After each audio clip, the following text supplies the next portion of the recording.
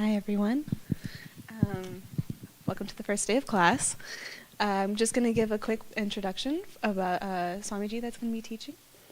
So, Sri Swami Viditatmananda ji is a disciple of Sri Swami Dayananda Saraswati, who expounds Vedanta with a simplicity and directness that makes it easy to assimilate. Having lived and worked in the United States prior to becoming a renunciate, Swamiji is familiar with the lifestyles in India and the West. With his insight into both cultures, he reaches out to everyone with equal ease, including the next generation. Swamiji graduated in 1978 from the course taught by Puja Swamiji in Bombay, India. Since then, he has been extremely active, teaching and writing books. Swamiji is also the president of our Shividya Gurukula here in Salisbury, Pennsylvania. Under the banner of Adhyatma Vidya Mandir, Swamiji conducts various programs to disseminate the knowledge of the scriptures. Swamiji's Tattvatirtha ashram is situated in the western outskirts of Ahmedabad in Gujarat. As its name suggests, it's a center for learning the tattva, or the truth. We are all very grateful for Swamiji's support for ABG Next Gen and his teachings. Thank you.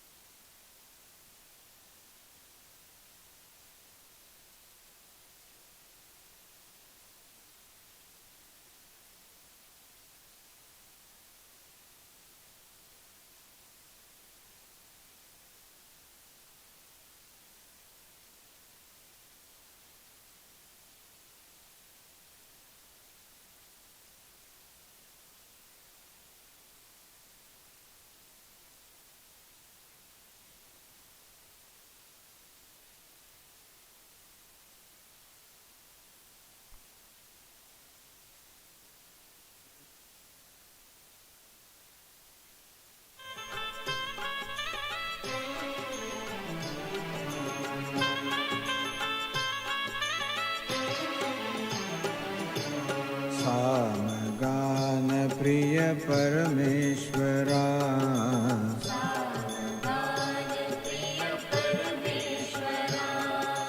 सामगान प्रिय परमेश्वरा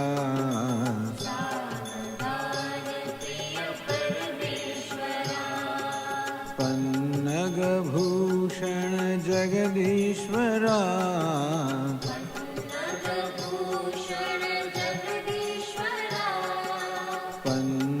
भूषण जगदीश्वरा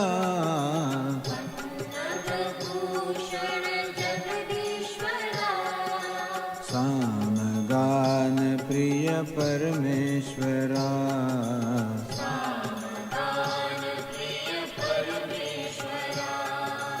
सामगान प्रिय परमेश्वरा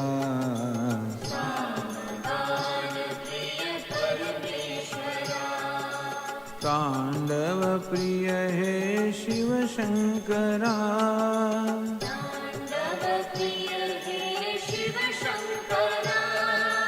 तांडव प्रिय हे शिव शंकरा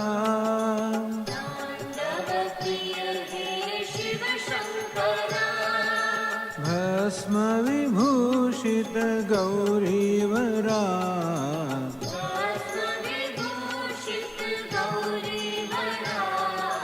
भस्म विभूषित गौरीवरा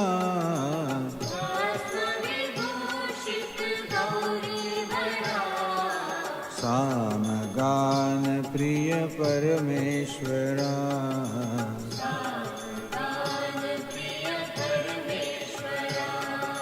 सामगान प्रिय परमेश्वरा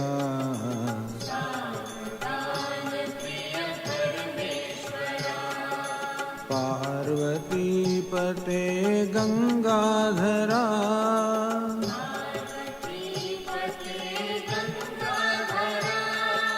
पार्वती पते गंगाधरा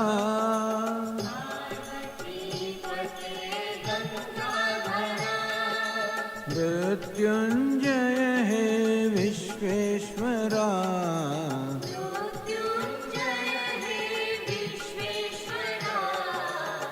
मृत्युंजय हे विश्वेश्वरा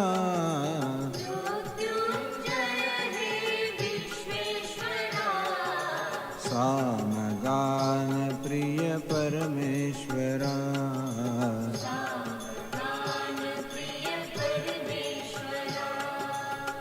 सामगान प्रिय परमेश्वरा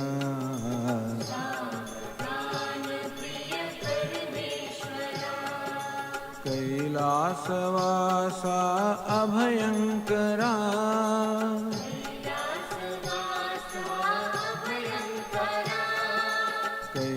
कैलासवासा अभयंकरा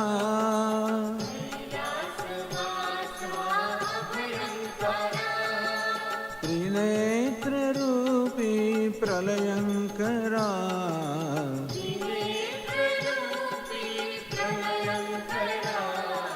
त्रिनेत्र रूपी प्रलयंकरा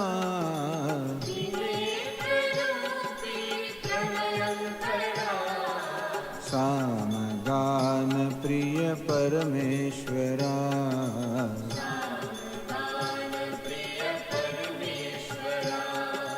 सामगान प्रिय परमेश्वरा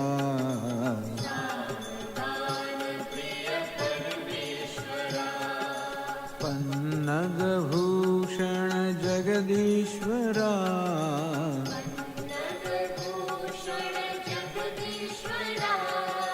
पन्नग भूषण जगदीश्वरा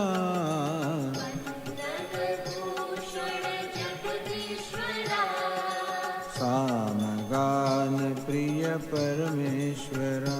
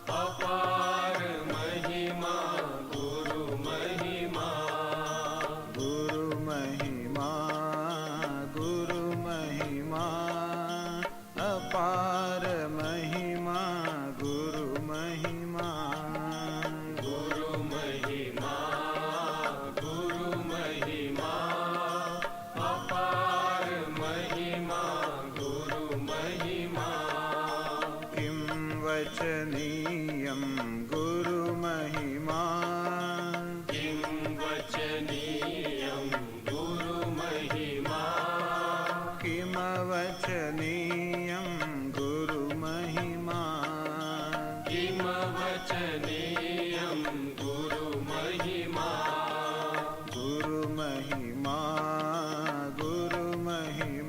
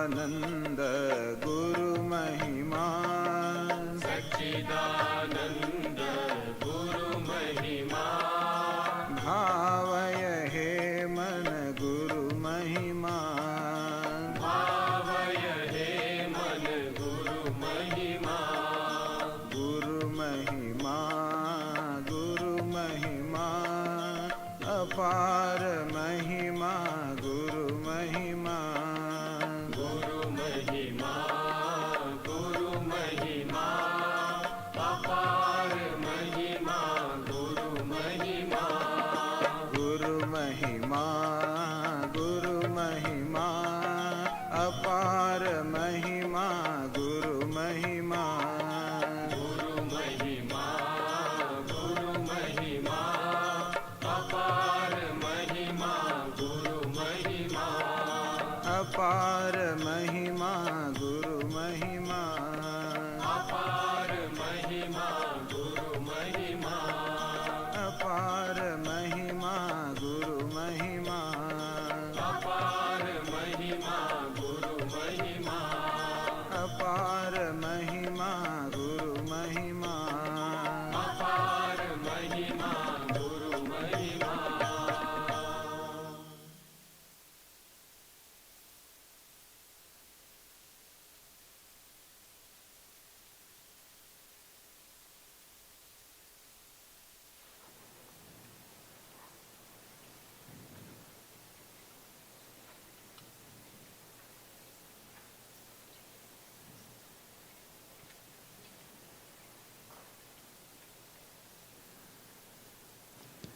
ॐ सहना भवतु सहनौ भुनक्तु सह वीर्यङ्करवावहै तेजस्विनावधीतमस्तु मा विद्विषावहै ॐ शान्तिः शान्तिः शान्तिः ॐ पूर्णमदः पूर्णमिदं पूर्णात् पूर्णमुदच्यते पूर्णस्य पूर्णमादाय पूर्णमेवावशिष्यते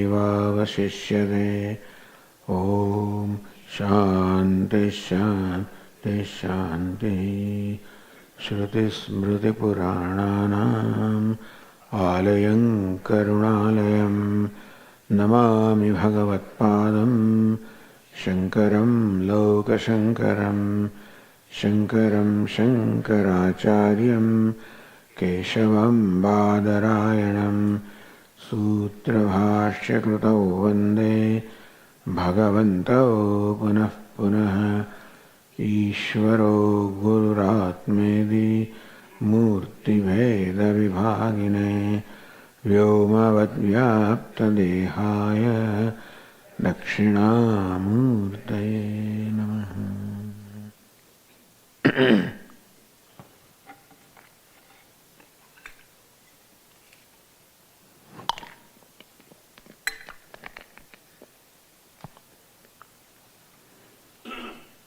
Renunciation, Tyāga or renunciation is the topic of discussion in this weekend. And the word renunciation is a very little bit of intimidating word, renunciation.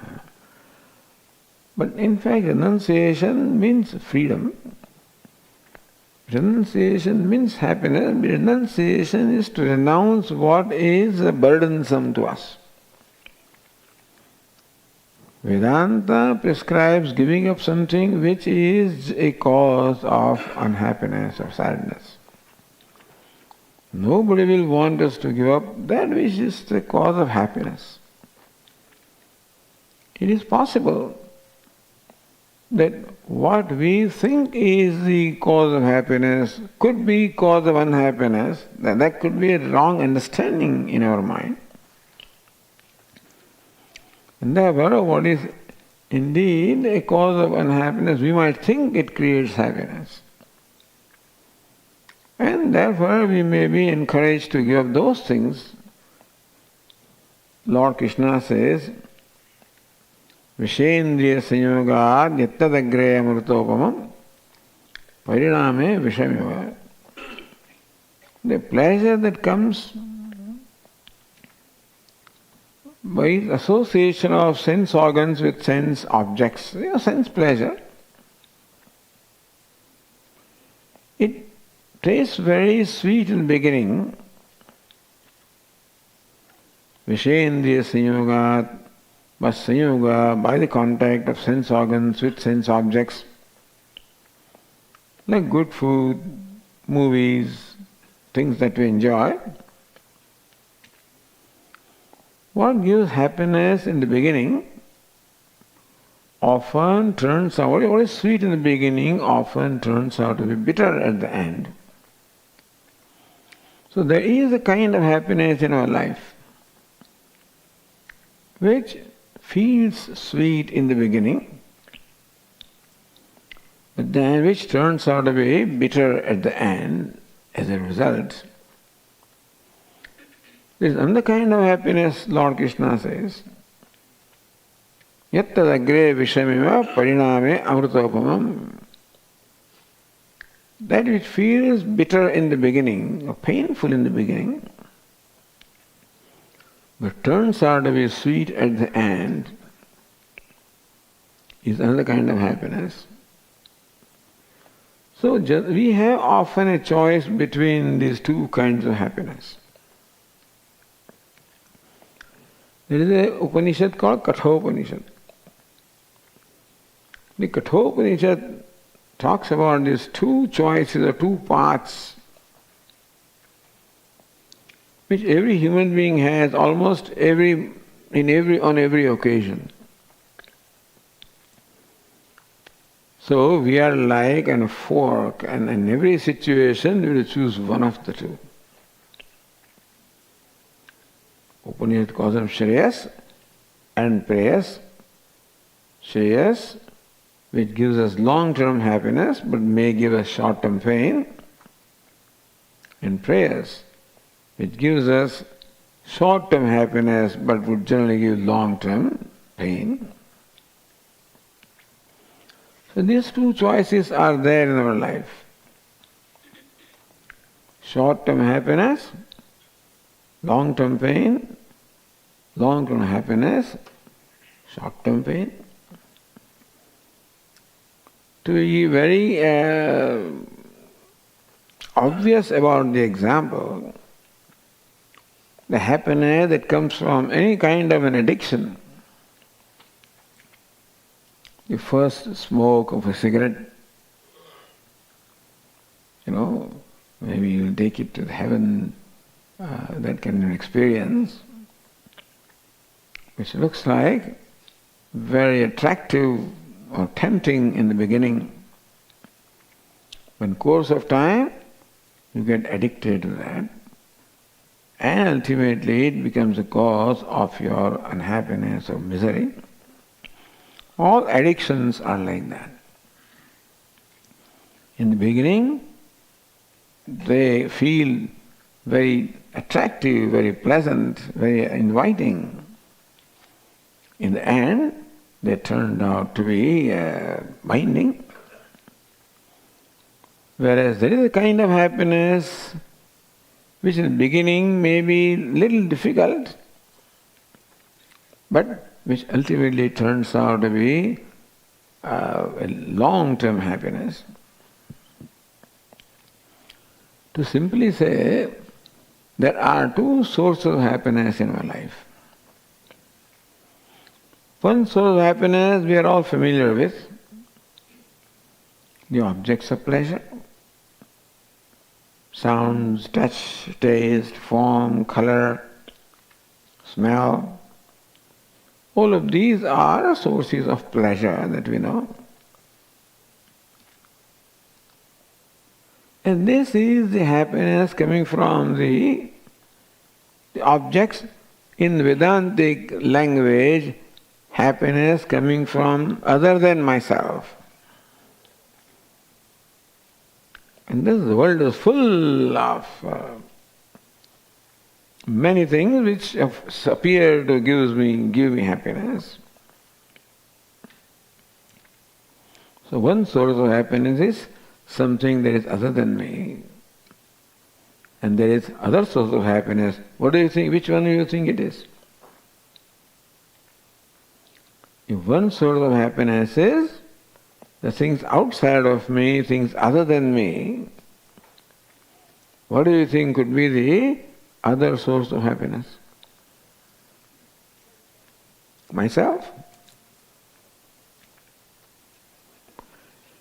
Amazing thing is that it's easier to acquire or easier to experience this happiness coming from non-self, and it seems to be more difficult to experience the happiness of myself.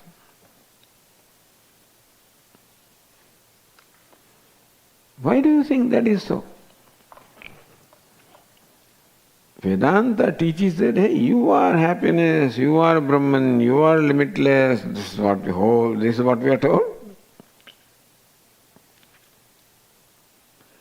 And still, to enjoy myself seems to be very difficult, is it not so? It's not easy for us to be with ourselves. Moment we have a moment, we have some little time, immediately we engage ourselves in some activity. These days, of course, social media and so many things are there that no sooner we have a little bit of time available to us, we engage our mind in some activity.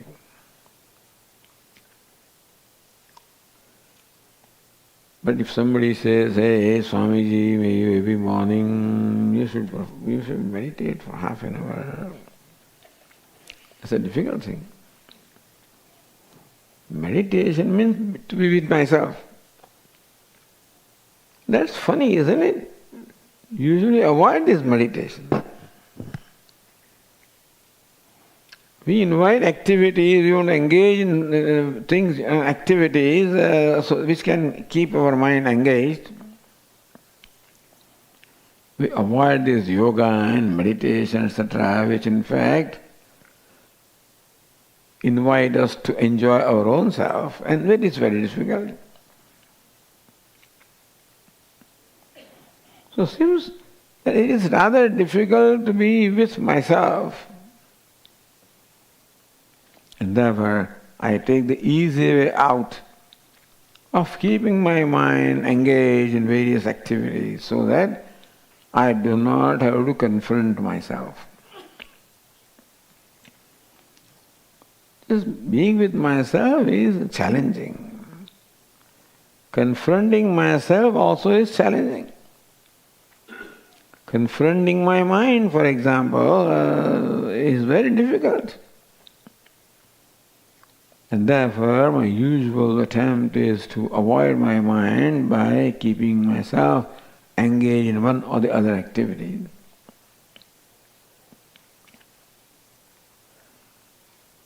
No, Vedanta teaches that, hey, you are the source of happiness. That's what we are taught. It doesn't look to me like right now, that I am the source of happiness because I am uncomfortable with myself.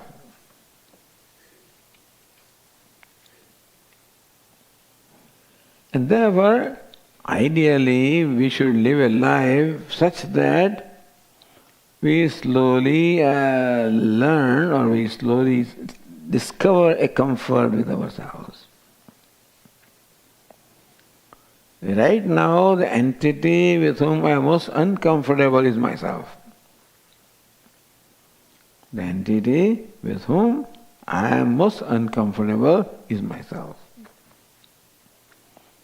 The one that I am trying to avoid is my own self. One I am trying to run away from is myself. And these days the world gives us enough number of options to keep our mind engaged with one thing or the other, and therefore we don't have to confront ourselves. So meditation is a very, very inconvenient thing generally. Because in meditation I have to be with myself. Like this man every day had quarrel with his wife. Every day he threatened, I'm going to leave home, I'm going to leave home. But he did not. And one day he just left home also. Went to Rishikesh, went to ashram, went to Swamiji. I want to live in this ashram. Why? And then Swamiji asked him, where do you come from, what is what? And Swamiji understood what's going on there. So he calls one of his disciples, says, please give him a nice room overlooking Ganga. Give him a nice room. And the man comes back and asks, so, what should I do? You meditate. Went back. Comes back in a few minutes. How long should I meditate? 15 minutes. Again comes back. Who should I meditate upon? Who was the last one when you left home, who was the last one with whom you had contact? My wife. So meditate on anything other than your wife.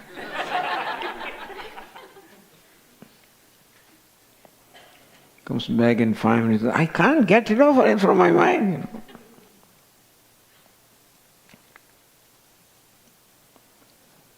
Yes? This seems to be a general problem. And Vedanta says that you are Brahman, you are limitless, you are happiness. I am the most inconvenient entity for myself to be with.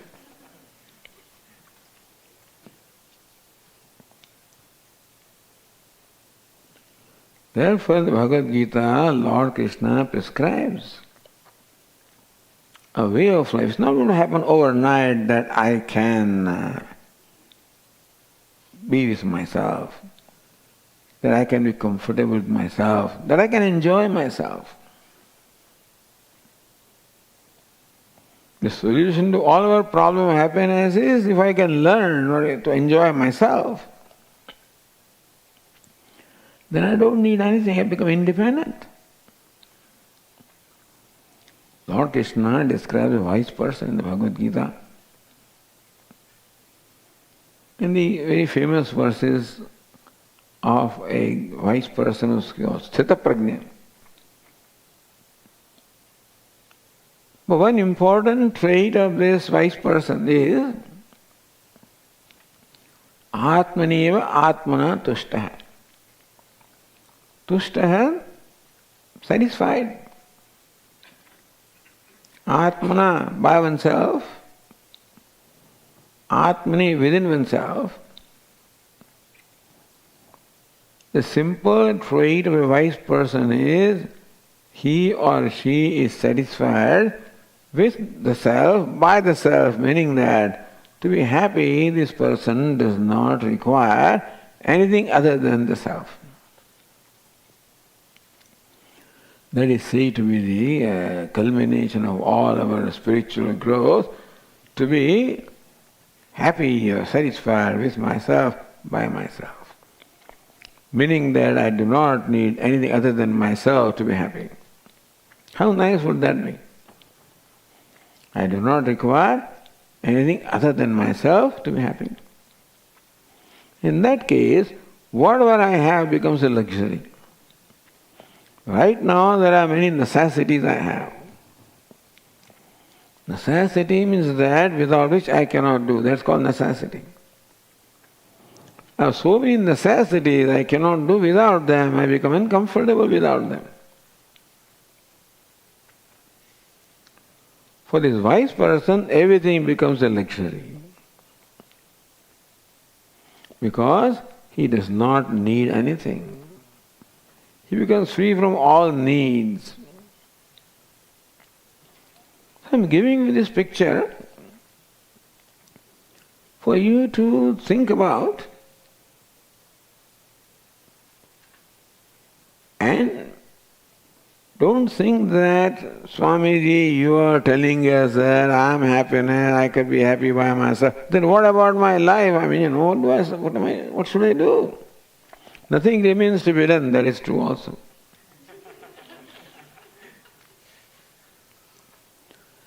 Nothing remains to be done means that there is no compulsion to do anything. All compulsion goes away, the doing need not go away. Right now I do things because I am compelled to do. Then I may do things because I want to do. Right now I have to do, because then I enjoy doing it.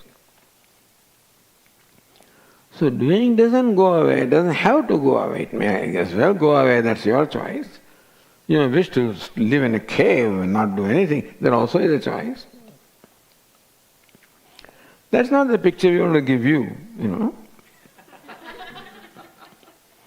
We would rather give you the picture of Swami Vivekananda, he's so active, going all around, doing things. So that is an ideal thing for us. So wise people come in various ways. There may be a Ramana Maharshi who just sits there and stares, does nothing, silence. Oh, there can be Swami Vivekananda from morning till evening, is very active. So, this wisdom or knowledge doesn't mean not doing anything or keep on doing anything. What is important is that you are comfortable with yourself. You are happy with yourself. And the beautiful thing about that is that when you are happy with yourself, you are also happy with other things, with everybody else. Even with my neighbor also, yes. I didn't say my wife, etc., because that may not be the case, but then, with anybody. If you are happy with yourself, comfortable with yourself, you'll be comfortable with just anybody. That is, then you are free, you are happy, there is no rules and regulations, or there is nothing binding you that you can be happy only if you are here and there or do this. You are happy wherever you are, whatever you do, whatever you don't do.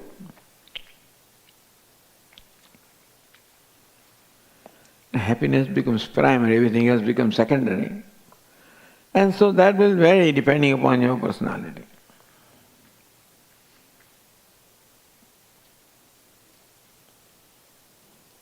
So this person is the description of a renunciate. What is it renounced? Lord Krishna describes a wise person whose trait is Atmaneva Atmana Tushta, one who is content with himself, by himself. What is it renounced? Prajahati yada kaman sarvan parthamanogatan. He has given up all his needs and expectations and demands. I will not use the word desire because it's a misleading word. Who has given all desire? Because when we hear the desire in Vedanta all the time telling us give up desire, etc., it's a message which is not very positively responded to. Rather than using the word desire, this person has become free from all needs. How about that? From demands.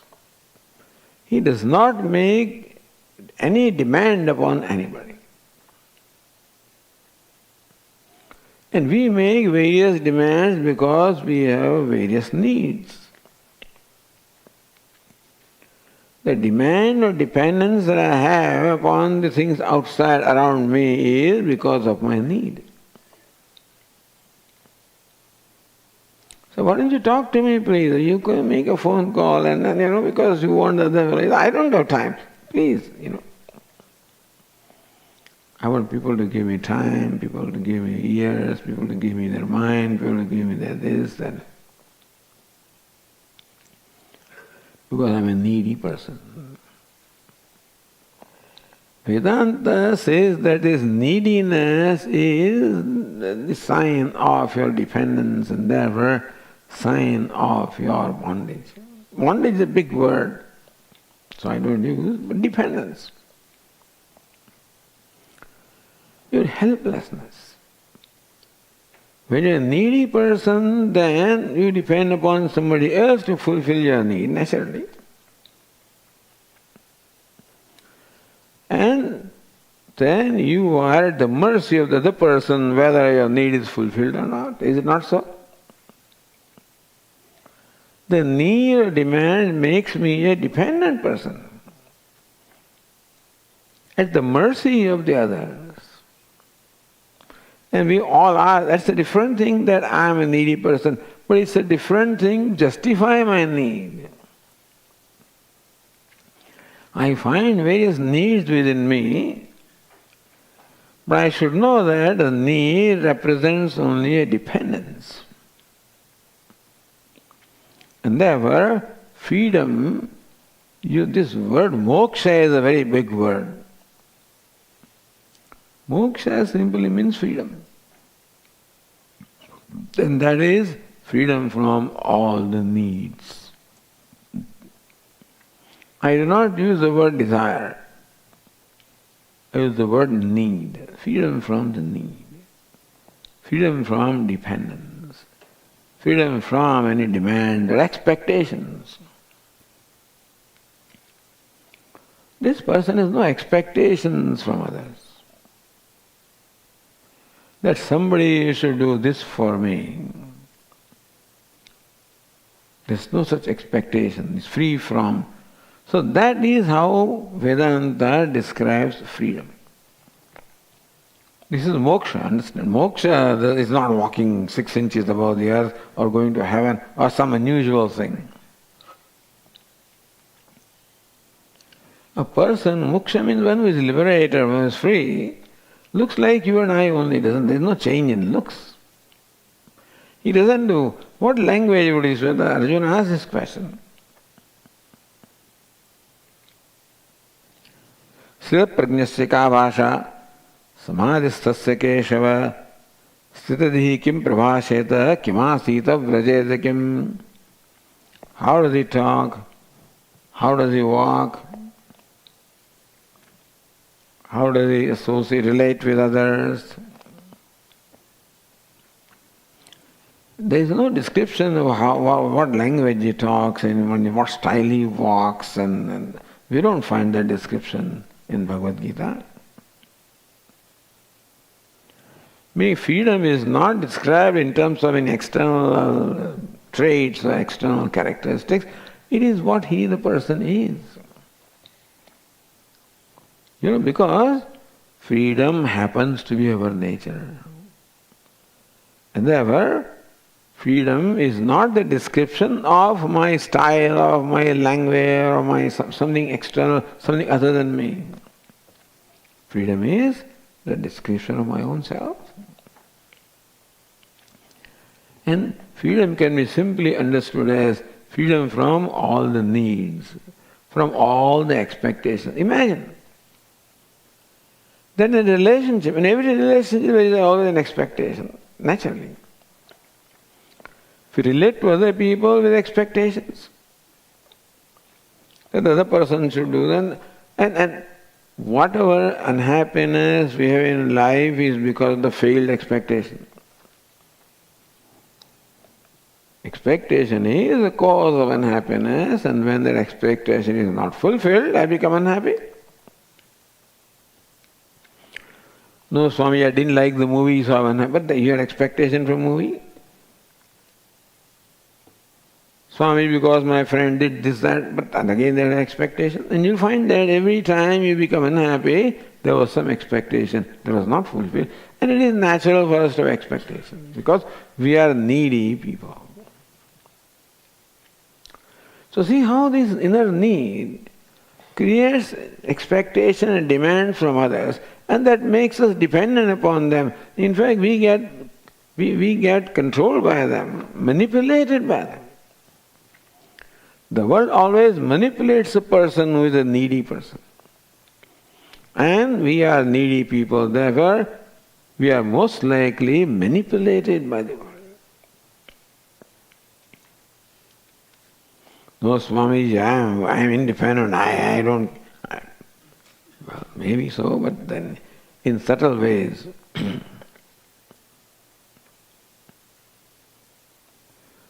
So this is freedom is simple. Freedom from need, freedom from expectation, freedom from demand. Prajahati adakaman sarvan partha manogatan. He partha, he Arjuna, sarvan manogatan kaman yada prajahati. When one becomes free from all these needs or expectations which arise in the mind.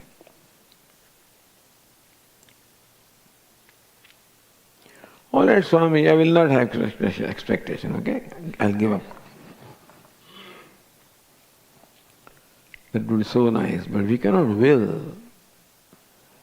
I cannot will freedom from expectation. They just arise in my mind. As long as I am needy, I am lacking, wanting so long, expectation will automatically arise. And that is why in every relationship there is an expectation, and a relationship can give me, can make me unhappy when that expectation is not fulfilled.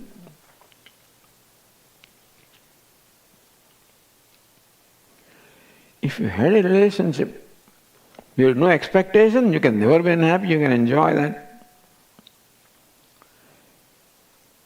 So Upanishad says, Tena Tyaktena Bunjisaha. Have you heard this? This Upanishad called Ishavasya Upanishad. The very first mantra. How do you enjoy things? They prescribe how to enjoy things. Tena Tyaktena Bunjisaha.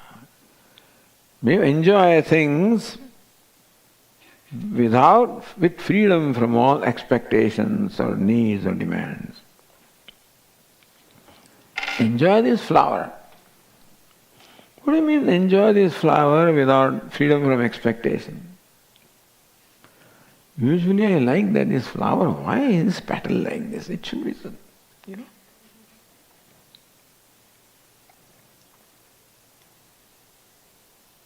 I wish that this flower was more fresh than what it is. Its color was a little better than this, etc. Anything, with everything I have some kind of an expectation as to what it should be, because I rarely accept things as they are.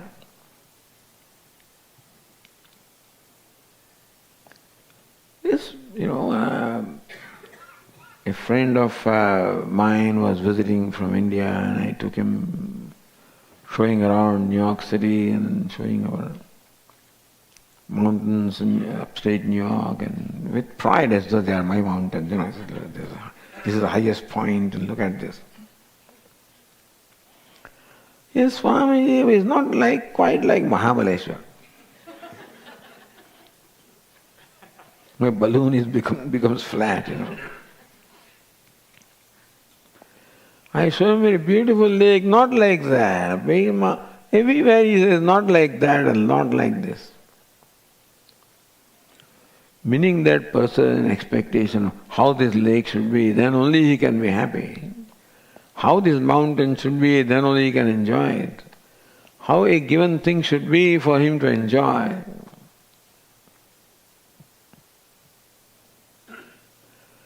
Because I cannot enjoy things as they are, they have to fulfill my expectations.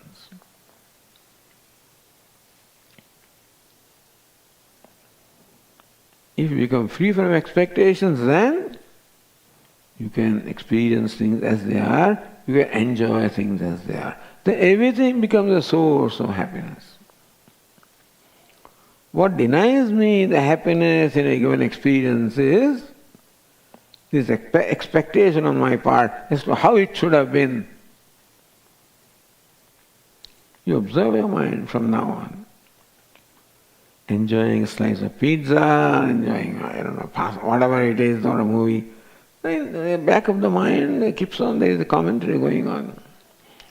I think this should have been like that, should have been like that.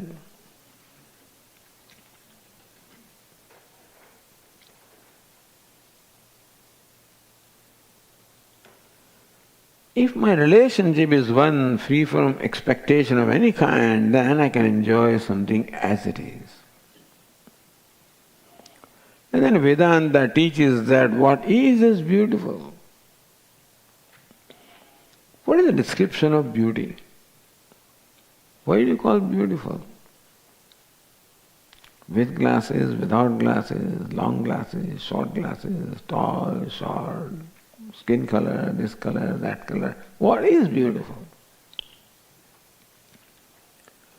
This son of mine, we showed him so many potential, bride and that further, not this, not that, not that.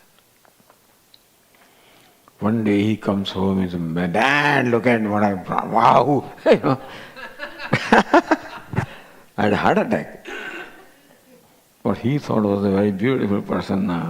So it's a very subjective thing, I guess.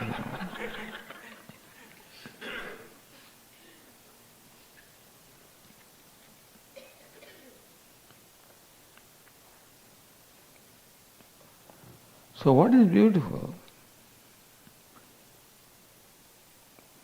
Is there a description of beautiful? Well, I guess everybody may have. My ideal, my dream home, and my dream this and dream that. But really speaking, what is beautiful? And has to be because it is creation of Ishvara. What is created by Ishvara means Bhagavan is supposed to be omniscient, omnipotent. He is all wisdom and endeavor. Whatever is created of infinite wisdom. What is created is unique, at the same time created from infinite wisdom. And therefore there cannot be any lack or want when this. No, but Swamiji, we so many people we find, with deform this, that and so forth. How do you call them beautiful? We find things with deformations. How do you call them? And the tree, just one branch going this way. And, the poor thing was cut off by the storm. And can you call it beautiful? In our Gurukulam itself, one little tree.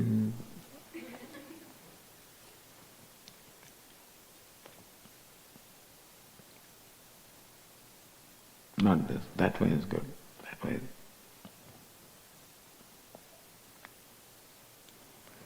Which is fine, I guess, but the point is that we have to ultimately grow to a point where our mind becomes free from expectations, when we can see the beauty which is there in everything. You must have heard this famous statement, what is Ishvara? Swami was very fond of saying this. Sarvam Khalvidam Brahma Upanishad says, what is Brahman? Your Puja Swamiji translated as, what is Ishvara? Means what is beautiful, what is complete, what is perfect. I don't find that, Swamiji. Look at this world, where is perfection? What's going on in the world? Every morning you open the newspaper and some war is going on there, some shooting going on there, some bombarding there, some shelling here.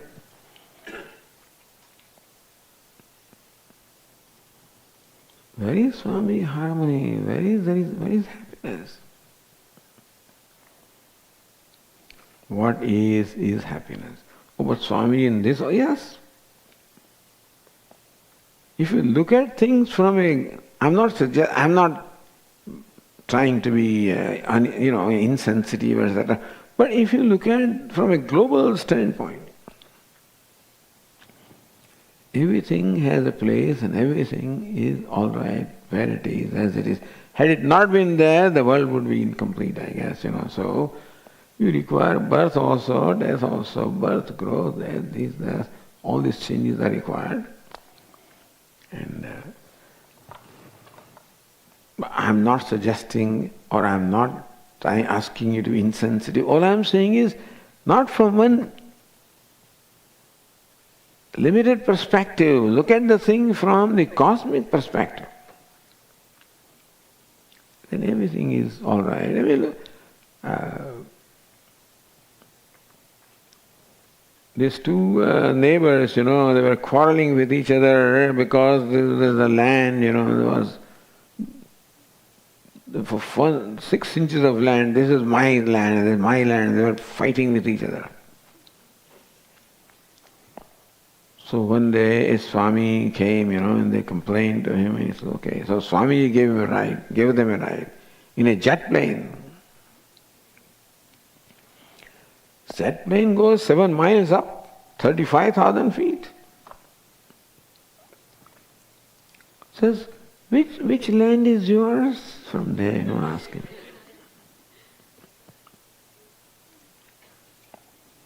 Where is dividing land? Where is that, So when you see this from a very narrow standpoint, then there are all these divisions and, but when you see from a very broader, wider perspective, then all these little things, they disappear. It's not that you have to claim or you says that, look, when you give up that attachment, give up your demand, give up your expectations, or give up your prescription of how things should be, and then you'll find that everything is in order.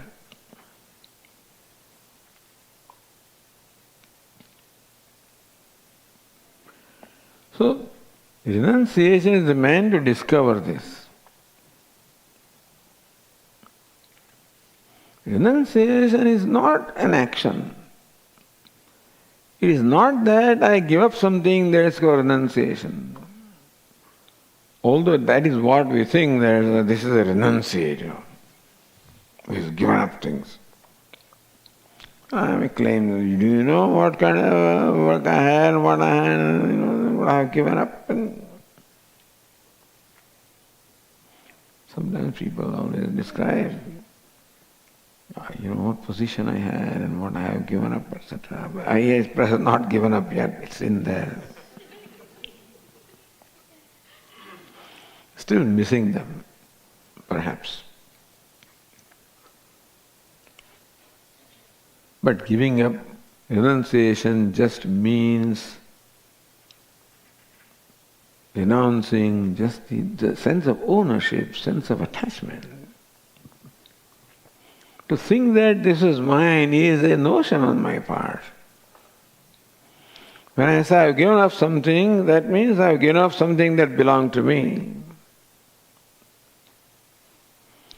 Mahagruda kasya siddhanam, Upanishad says that do not covet anybody's wealth, because whose wealth is whose? Wealth is nobody's. Now, this is a very big perspective I am telling you. Not that I ask you to do that. But ultimately, what is mine and what is yours, this is where we have to grow in our mind. I am not suggesting that, Swami, you say that everything is mine, so I enter anybody's house and I put on anybody's shoes. That's not the point.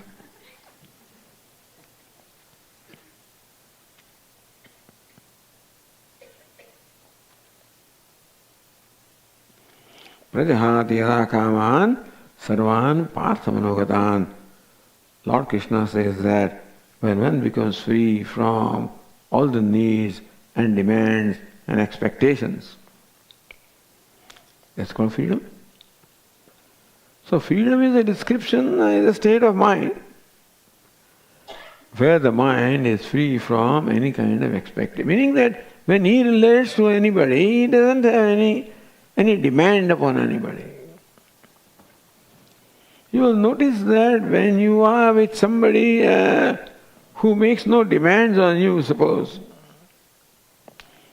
when we are accepted as we are, we feel comfortable when we are accepted as we are.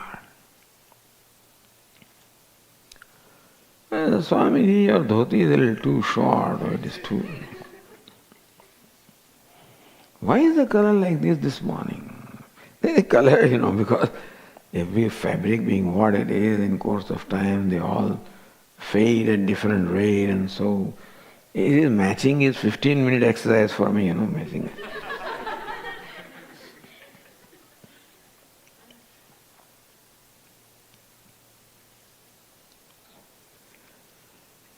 But that it could always be better, I know. Things could always be better. My hairstyle could be better, this is better, that.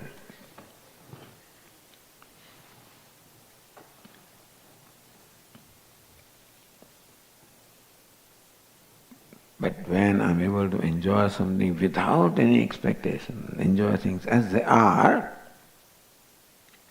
and that happens when I'm able to enjoy myself as I am. Simple. This is a simple goal that Vedanta teaches, prescribes. Enjoy yourself. Meaning that enjoy your limitations, accept your limitations also. I know nobody is perfect, everybody has limitations, and I'm sure you can work in order to overcome some of those limitations, no doubt. But the ultimate answer is, are you happy with yourself? This person is happy, Atmaniyeva Atmana Tushta, because he is content with himself, therefore he is happy with everything else. So how can I be happy with myself? I still not appear for the test, I have to get this, and I have to get this admission, I have to get this job, and I must get this promotion, and then I have so many things. Buy a new house, a new car, and so on. How can I be happy? So by the time you get that house and car and so on and so forth, and again your mind will project something else, which is fine, nothing wrong in it. But if I think that I can be happy when an ideal situation is created around me, my house is like that, so many garage is there, my car is like that, my this is there, this is a yes, there is whatever, There is no description of happiness. Happiness cannot be described as in terms of something external there. Happiness is you. And if you are happy, then everything that you have something is fine. In the words of Puja Swamiji, Atmaneva Atmana Tushta, when I'm content with myself, by myself, then everything becomes a luxury. They say that, what is progress? Progress is converting luxuries into necessities. So-called progress is converting luxuries into necessities. A cell phone was a luxury 20 years ago and it has become necessity. Just an example. Air conditioning was a luxury 25 years ago, a necessity. Luxury comes as a guest, lingers on to become host, and stays on to enslave you. This statement, luxury comes as a guest, lingers on to become host, and stays on to enslave you. Meaning that what is luxury soon becomes a necessity. Necessity means I cannot do without it. Our life seems to be a progress towards bondage or dependence, because formerly I needed maybe 100 things to be comfortable. I now need 500 things. And the so-called progress, I'll need 1,000 things to be happy.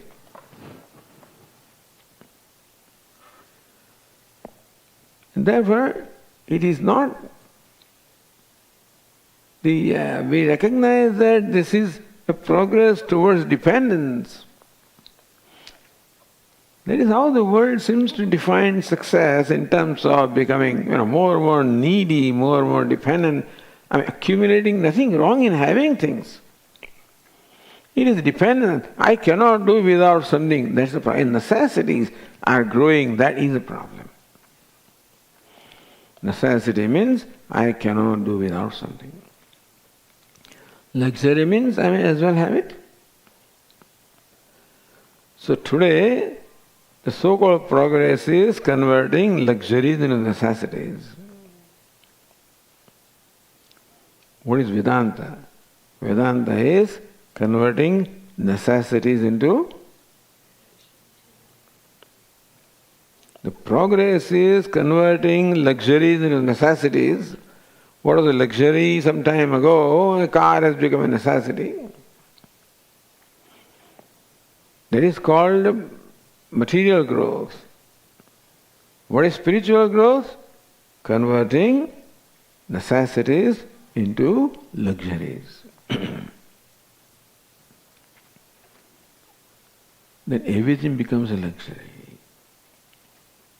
Oh, I can walk. How nice. What's the big deal, Swamiji? I can walk. Then I can walk and I can talk, I can see, I can hear. What's the big deal?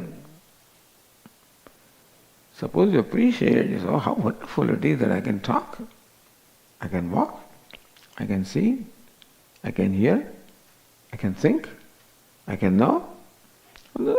What is there in Swami? But if this becomes luxury for us, and they can, more satisfaction I discover from myself, all of these then becomes luxuries. More dissatisfied I am, all these are necessities.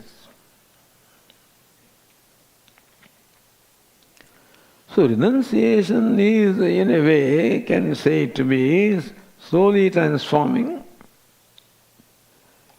Is renunciation of dependence and therefore slowly transforming the necessities into luxuries.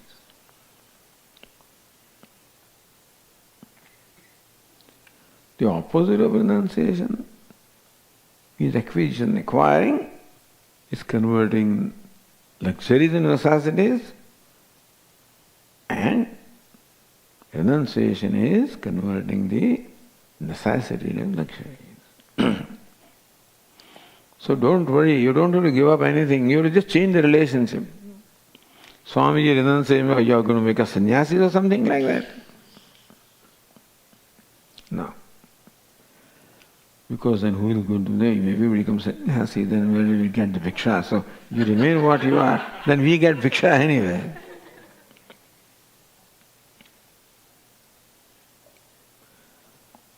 But here, this is a kind of transformation. That the necessities become luxuries. So you don't have to give up anything, just change the relationship changes. In fact, your own inner, your inner disposition changes. That is what we call, if you want to use the word spiritual growth. That's the kind of growth that the Bhagavad Gītā Upanishads teach us. So if somebody asks you, what does Bhagavad Gītā teach you? This is simple thing you can tell them. Understandable.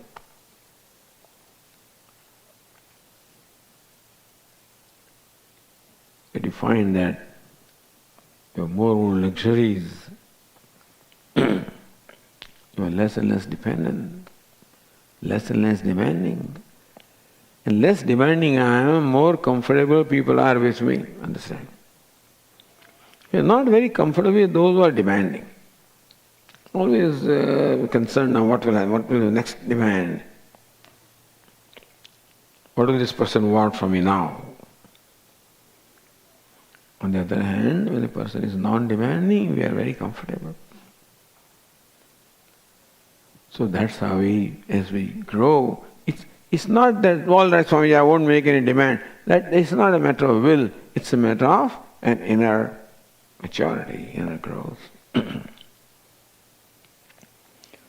renunciation is a process of inner growth that progressively makes me more and more free from the needs and expectations and demands, because I discover more and more sufficiency with myself.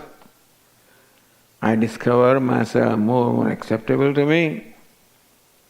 I find myself more and more comfortable with myself, and therefore more and more comfortable with everything else. So that is renunciation. That word is, very intimidating, this renunciation. In fact, renunciation should mean freedom.